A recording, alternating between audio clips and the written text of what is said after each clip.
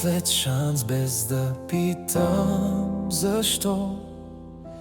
Мислех, че така се печели живот. Усмивка отвън, навътре война. Казвах добре съм, дори да не бях. Слагах другите винаги преди мен. Учих се да чакам, да стискам, да търпя. Но колкото повече се навеждах надолу, толкова по-малко ме виждаха те. И не искам да съм корав, просто спрях да съм наивен. Всяка рана ме научи кой остава и кой си тръгва. Майната ви на всички омръзна ми да съм добрият, когато това значи да ме мачкат. Не го заслужавам, не да ме приемат за даденост.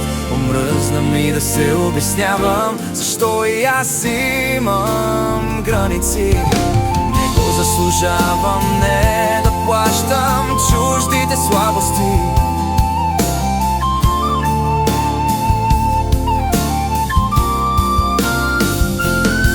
Казваха ти си силен, ще мине, сякаш болката има график.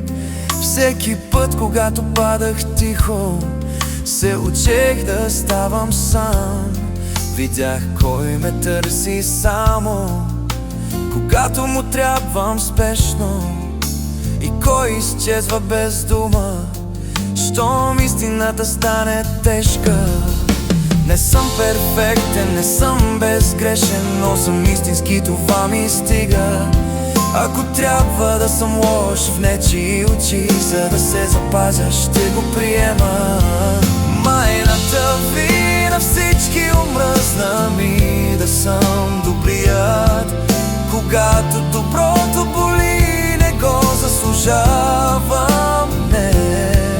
Да мълча докато гори, омръзна ми да ме губят, само защото прощавам, не го заслужавам, не. Вече избирам себе си, може би това е моментът, в който спирам да се обяснявам. Който иска ще ме разбере, който не, нека си тръгва. Не искам свят без чувства, искам свят с уважение. И ако трябва да съм сам за малко, ще го понесам без съжаление.